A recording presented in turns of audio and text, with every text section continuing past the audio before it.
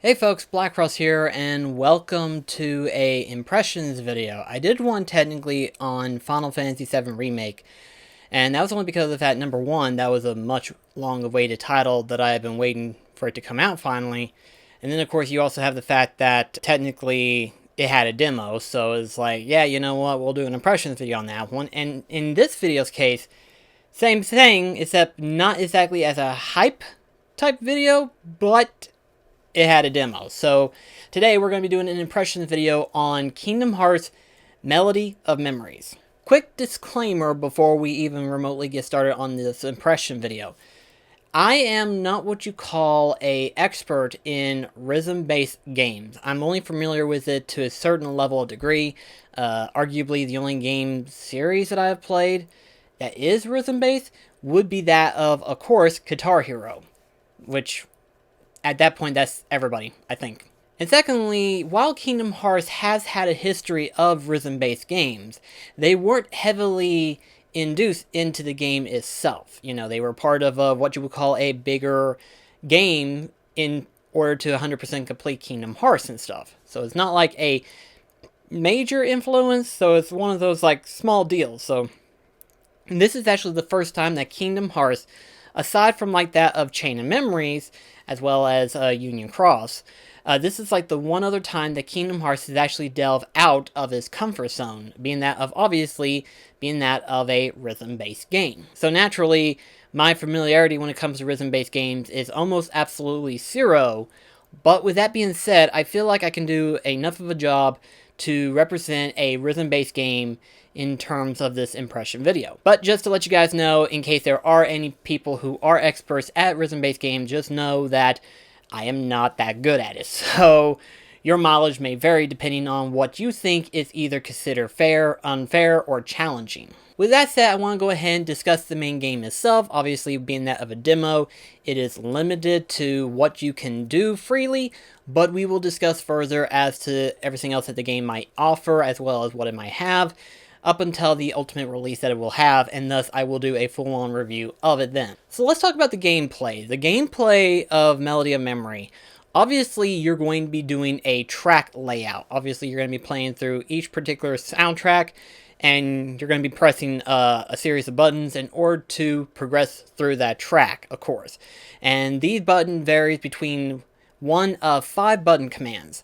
The first set, of course, are your basic attack functions. This is, of course, followed with X, R1, or L1 button.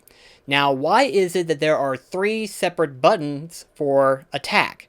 Well, obviously, you know, one of them is going to be Sora, but then you have the other 2 being that of Donald and Goofy. And the reason why you would want to have any of these 3 button commands initiated is so that in case you have a sequence in which where you have Sora followed by Donald attacking at the same time, or Sora and Goofy attacking at the same time, or in some cases where you have all 3 of them attacking at the same time, therefore you press the initial button. In other words, being X, R1, or L1 for just one character to attack. For 2 characters to attack, it could be any of the 2 said buttons, or if it's all 3 characters, it is all 3 button commands. The game is relatively good to know that you don't have to initialize one single button prompt for each character. So in other words, you can either hit R1 for Sora to attack, and it will recognize that, hey, a character that's going to be lined up to an enemy that's going to be attacked, they're going to attack that enemy. So it's good to know that they're not assigned character attack functions. Instead, it's more or less of like, hey, if you have a series of enemies that has to be attacked by each character, you can just press the X button and it will recognize it accordingly.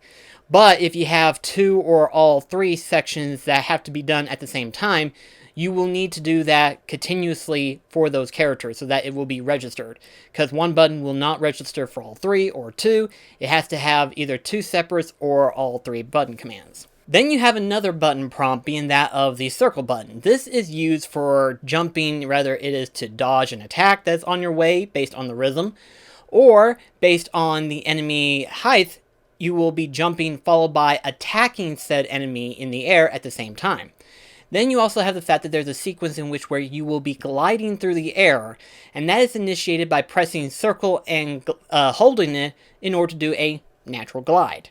Naturally, whenever you're doing this, you also have to glide Sora throughout the entire track in order to collect the notes in accordance to the rhythm itself.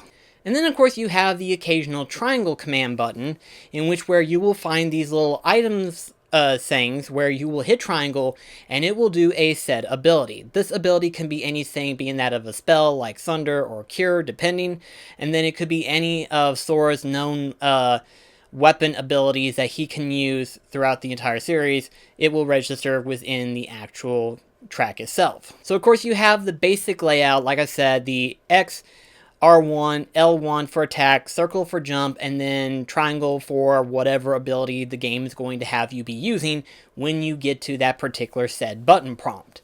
Now, of course, you have that basic setup, but then you have 3 separate difficulties. Obviously, you have beginner, standard, and then proud. And one thing's for certain, beginner is a perfect way to kind of get yourself set up to be familiar with the track, to kind of be familiar with the tempo of the track, and to get yourself set up. Then you can upgrade yourself to standard and then up to proud, where you will be more familiar with the track, but the setup in which the tempo takes place will also be dramatically changed based on accordance to difficulty. For example, in beginner, it will be fairly slow. For standard, it'll be moderately picked up, and in proud, there will be a lot more enemies to encounter, followed by a lot more buttons that needs to be prompted in that time sequence. So in other words, in terms of difficulty, it's pretty moderately well balanced, I think. Although proud mode is definitely where it gets harder, where it's like everything happens at the exact moment in time, and it's very hard to kind of get your mindset figured out of the button prompts and then to land it right at that time period.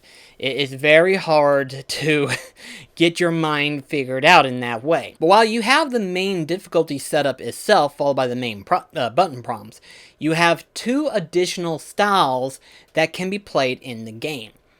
There is one particular style known as the one button prompt, where literally it is considered to be the godsend of rhythm-based games, where you only have to press one button, but that one button prompt is for everything. In other words, Sora will jump, the 3 characters will be attacking at the same time with that one button, you'll be attacking any enemy that comes up. Basically, you don't have to worry about memorizing all of these different button prompts that is needed in order to get through the game. You only have to press the one button and time it accordingly based on the board itself. And of course, depending on the difficulty, depends on how often you're going to be pressing that one button prompt over and over and over again. For example, there'll be times you'll have a sequence of enemies in a row that needs to be attacked, therefore you will have to hit that button that many times. Now, of course, you're not going to be matching the X button all the time, and you're going to be doing it perfectly. It has to be based on the rhythm, obviously. So there is that sequence of you have to participate in the actual rhythm-based game and not just, mindlessly pressing the X button and thinking you're going to get through the game. No, that's not how it's going to work. But the good thing is this is more or less of a handicap for those who aren't really keen on the rhythm-based aspects, but they can get through the game moderately well because of this one button prompt. But then you have the other style, and that is performance mode. Now, performance mode is for professional rhythm-based players who want that extra edge in difficulty. And I say extra difficulty because in performance mode, you have 3 extra button prompts that you will be using. That of square, R2, and L2. This is insane, okay? It's one thing that you have to memorize the 5 button prompts that you're going to be using at any given moment in time. That can happen. But then you have performance mode for those who want that extra edge in their gameplay. And well, gosh, I couldn't do it. I don't think I'll ever do performance mode, but it's nice that they decided to add that little function on there in case players want that extra challenge given to them when they're playing the game. I don't think it's going to be something for everybody, but it is something that is there for those who are advanced players. And that's basically it. That is all that there is in terms of the main game itself. Obviously, there isn't anything else that I can actually give out, but there are some updates information that's been given out throughout the course of the weeks since its initial announcement.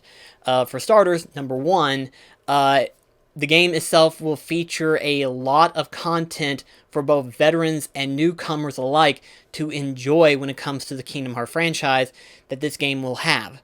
As you're progressing through the game, you have the chance of not only attaining certain tracks, but you also will have the chance of attaining certain cutscenes that you will be getting throughout the entire series of Kingdom Hearts up to Melody of Memory. And then you have the main cutscene itself that is in Memory of Melody, which is of course that of the storyline where Kairi is trying to figure out where Sora is, and she's trying to go into it with the memories that she has of Sora. And how that's going to play out in terms of the main game, followed by how the story layout is, I don't know. That wasn't really part of the main demo, which is a good thing because that means there's no potential spoilers that can be put out there for the public to see. As instead, it's just the tracks that they put in the demo to where you can experience the gameplay at your leisure, which is good in my personal opinion. But the way they've stated it is that they wanted Memory of Melody to basically be the game where you're going to be playing a lot of hours in that game, and it's going to be basically taking up the majority of your time up until the next following Kingdom Hearts games gets either developed or released, depending, of course. Now, of course, this isn't main Kingdom Hearts title, but this is going to be another sequence of games that has been talked about. Obviously, if you haven't known, there are extra games that's going to be made for this Phase 2 of Kingdom Hearts. What Phase 2 is going to be like, we don't know at the moment, but we can assure that there is one thing for sure, and that is to figure out where Sora is at and how they can find him. There are multiple stories that are spread out, so who's to say how far it will go, but there are also multiple departments that are right now working on these said multiple titles. So in other words, we won't be waiting nearly as long compared to like the difference between Dream Drop Distance and Kingdom Hearts 3. Instead, we're only going to be like maybe 1 or 2 years apart for another Kingdom Hearts title to come out, perhaps, maybe, depending on how things go. Again, this is going to be the first game among many others that are being developed as we speak that is going to be going forward into Phase 2. So, how this is going to be executed into Memory of Melody, I don't know.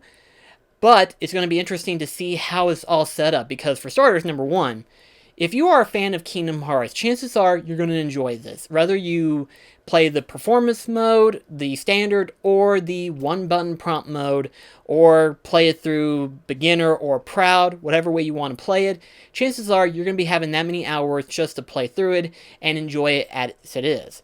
The other thing that I'm still kind of mixed on is the fact that there is stats. As you play through the game, the characters will level up in the game. So in other words, for every track you beat, you will level up your characters with experience points. Now, why those are there to begin with, I don't know. I can imagine the HP bar for what is used, and perhaps maybe even the defense points, but the attack points, essentially you're going to be attacking the enemies, and they're essentially going to be dying in 1 or 2 hits, depending on the sequence that the track is going to be laid out. So why is there an attack stat? I don't know, but technically there are boss battles that are going to be introduced into the game, so I imagine that's probably part of the reason why that's there. As to whether or not that's going to be part of the main reason, I don't know. Again, this is going to be interesting to see how this game performs based on like all of the different attributes that the game has, next to the main concept being that of rhythm-based gameplay. Well, that's going to be it for this impression video. Keep in mind, this was a demo for Melody of Memory. The main game itself won't come out until November 15th, so it's going to be some time up until that game does come out. But here's the thing that I can say for a fact. If you're a fan of Kingdom Hearts, chances are you might enjoy this. In fact, if you love any of the soundtracks that is featured within the Kingdom Hearts series, chances are you're going to love this game regardless. Now, of course, if you are a fan of rhythm-based games, you might enjoy this a little bit better than most people. In fact, I guarantee you might actually fully enjoy the challenge that the game offers for those who wants to go into the performance mode of the game itself. But for most other players like myself and others, we're going to mostly stick with the one-button prompt, which is going to be interesting because I don't know how the trophies are going to be set in terms of the styles and the difficulty. I know obviously there's going to be a trophy for beating it on Proud, Normal, and Beginner, but is there going to be a trophy based on the styles? I don't know. That's going to be interesting to see whenever the game finally does come out. But until then, though, guys, thank you so much, and I'll see you in the next video. Catch you guys later.